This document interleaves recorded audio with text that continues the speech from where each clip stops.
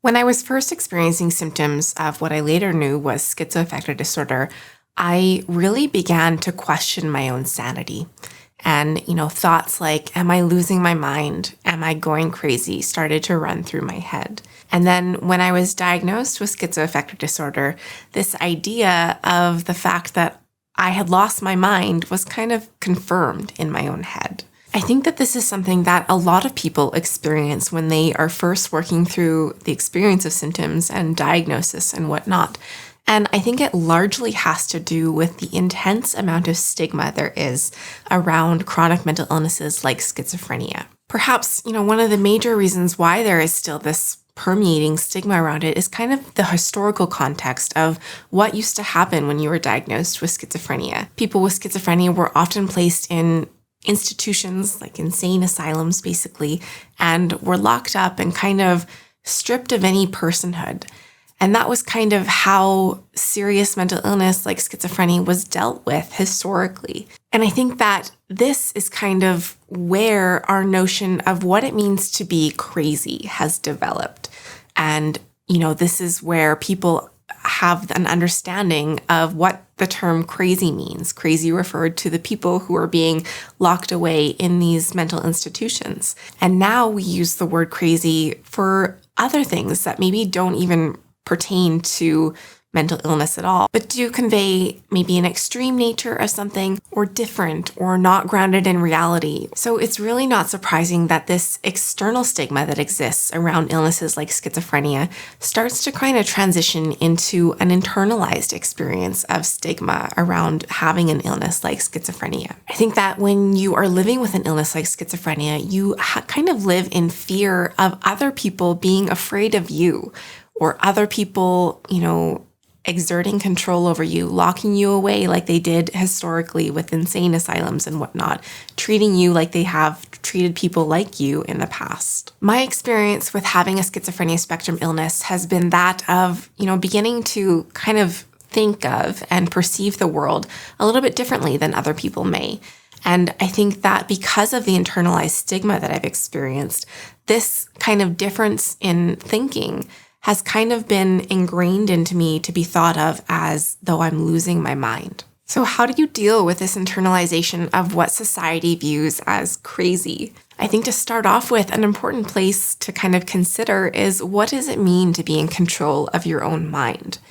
And now by that, I mean, what is delusional thinking? I think that as a society, we engage in some shared delusional thought. And an example of this would be the delusion of the fact that money has any value at all.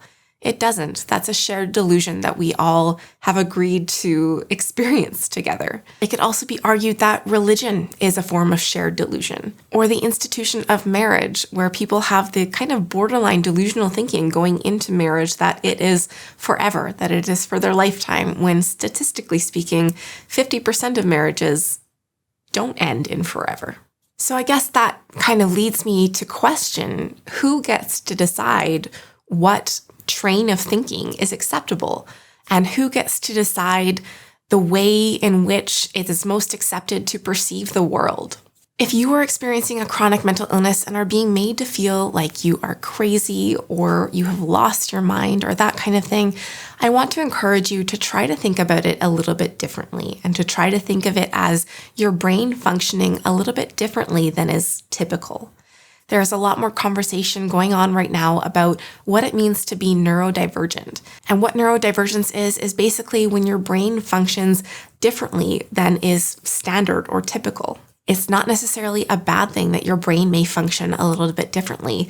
Neurodivergence offers a lot of benefits to society when we come from a place of accepting neurodivergence. There's also a wide range in how people experience their symptoms. So if you have symptoms of schizophrenia or chronic mental illness and they're not causing you any distress or impacting your life negatively in any way, then cool. There is literally no harm happening. And that said, if your symptoms are causing you distress, there are ways to manage it.